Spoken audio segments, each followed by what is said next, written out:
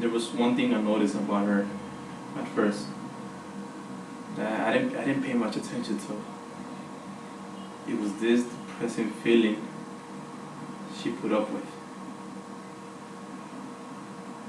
My closest friends may seem to be alright, but you never know what's really hidden beneath their skin. When you find out what's really wrong with them, it could happen already too late. The next piece is a short piece. It's a short story called Days That Last Forever by a username called Odd Tucker.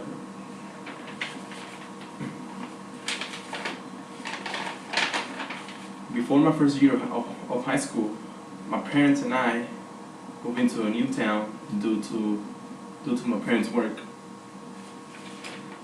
The neighborhood we moved into was a quiet one, surrounded by woods with trails throughout it. As we were getting settled down in our new home, our neighbors across the street came over to welcome us. Shortly after greeting us, they mentioned to me that they had a child of their own named Ali. She was about my age. I am not very social, so I avoided introducing myself to her for a while.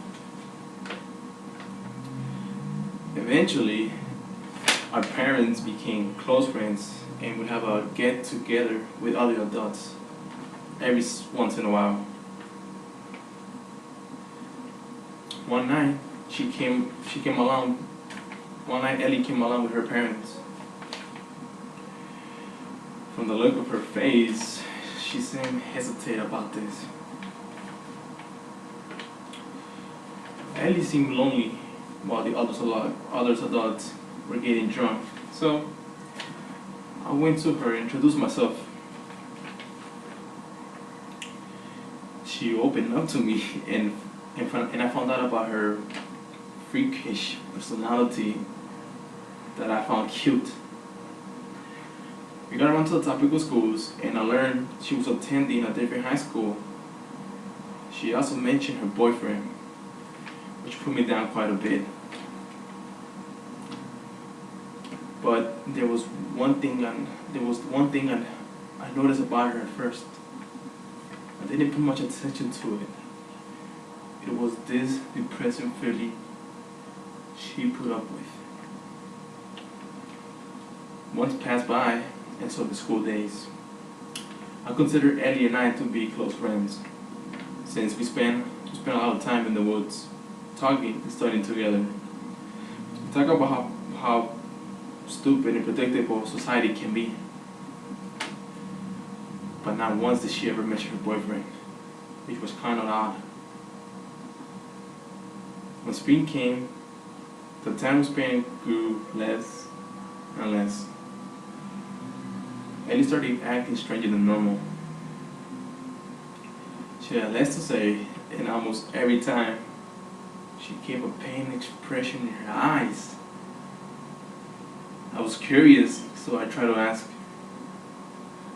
She would just say something about how stupid people are. I left it at that. It was the end of the school year when Ellie's parents came over worried about something.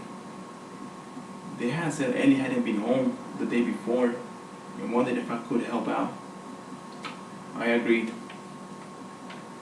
and went to the spot where we would meet in the woods.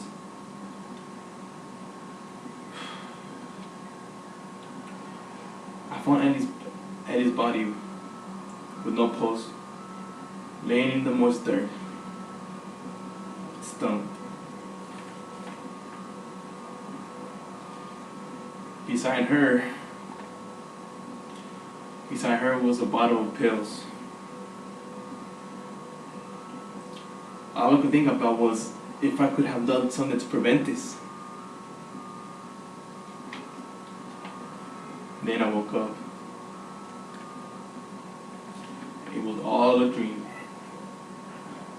And there was no Ellie. Shortly after I got ready for school that morning, I realized I would be spending my days like this for a while. All I could think about was the suicide of my best friend Lindsay. And every day wonder what I could have done.